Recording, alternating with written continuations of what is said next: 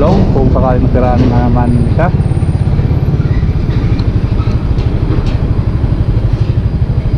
Pre, anong problema niyan? Sira ba?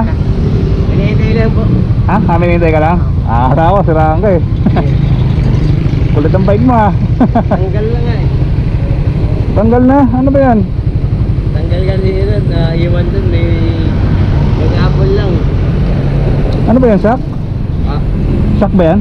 hindi po, pipe niya. Ah, yung pipe. Tanggal na yung pati yung puso na po dun. Paano siya nakakapit? Ah, nakaganyan. Ano yun, naka-welding? Hinang natin. Oo, nakahinang. Kami naghihinang dito. Tambucho. Parang wala akong makikitang gawaan ng tambucho dito eh. Hintay ka lang po ulit yung kasama ko kasi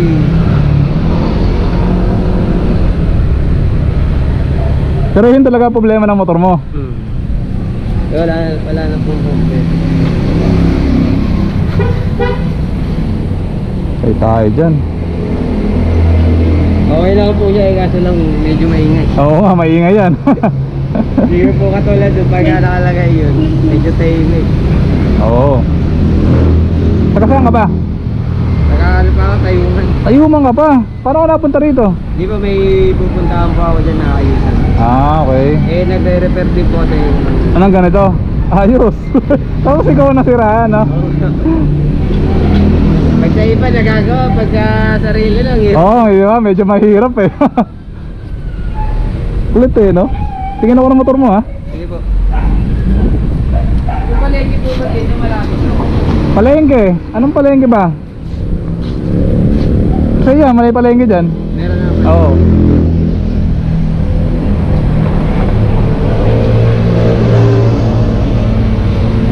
Kulit eh, oh. Kasi yung stroke din. Oo. Kaso nga lang ibang klase yung makina. Di talaga. Ano displacement yan? Ha? Ano displacement ng makina? Paano po nga? Ilan cc yan? 49cc. Ah, 49cc. Kulit eh, no? Wala na siyang shock sa likod. Alaala po.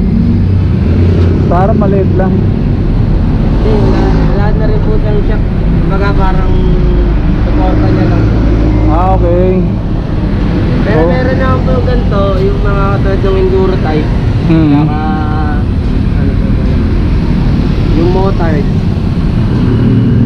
May mga shock na siya. Oo. Kulit eh, no? Para saan yung caliper mo sa likod? Wala po eh. Hindi ko po nakakabit, hindi pa ako nakakabili ng cable.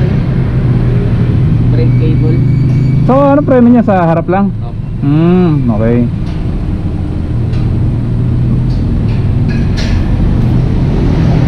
Kulit eh, no? Hindi mo na kailangan ng registro yan eh, no? Hindi na. Kasi 49cc lang. Oo nga eh. Umayat niya pagka nag-50. Yun, meron na, no? Makakatad po ng mga Dio. Oo. Nakabiyo. Anong tatak na itong motor na ganito? Ninja po. Ninja? Opo.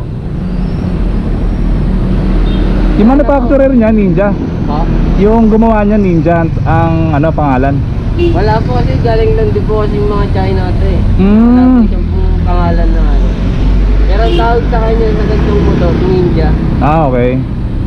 Kung meron pa yan yung clearings dito tsaka yung tapat. Oo nga, meron ako nakikitang ganun. Tinanggal ko na rin po kasi Kaya pili ko. ano, sa kapal, nababasag lang. Matagal na sa'yo yan. Hindi naman po. Second hand ko lang din po binili. Kulit eh, no?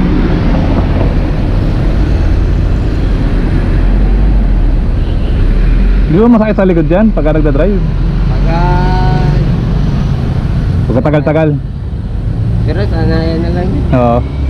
Natutuwa naman. Oo nga. Cute nga eh. Pero pagkano talaga, yung pagkatapos talaga mag-ride yun. Bagsak na talaga. Pagod. Nararide mo pa na malayo yan? Nung Nung kailan, nung bago mag-ECQ, nagpampanga kami. Talaga? Marami kayo? San Fernando, mga nasa ano kami, parang mga 13. Ay, madami din. Siyempre. Ay pala. Ano nangyari sa'yo? Putol yung pipe ko. Ano nalaglagan? Yung may mamula dami nakapipe. Tara! Tampo mo na lang kaya. May marami ka bang gas? Madami rin. Saka malasa pa. Pero maandar siya. Oo. Gusto mo ako na magpaandar tapos sakay ka na sa kotse para ano? Nakakamo ko dun. Nandun yung lolo ko, ay yung lolo ko, tito ko, tsaka papa ko. Ano guys, yung dalawa ko. O, sige, Nakakay. ha? Nakakay na. Di, okay lang, para ano? Hindi ka naman ano. Sige ha, ingat, ingat. Tama ba sa vlog yan, sir? Oo.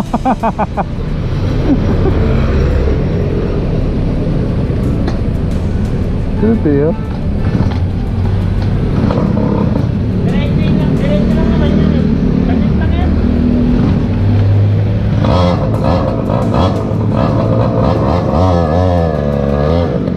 Ingat.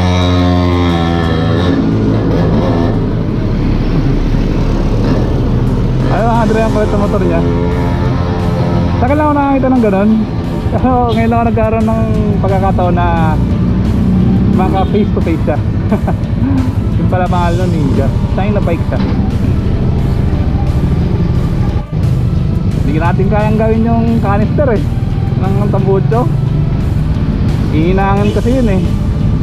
So samahan na lang natin si Kuya doon hanggang sa dumating yung tutulong sa kanya. So ang cute talaga, ang cute ng motor niya.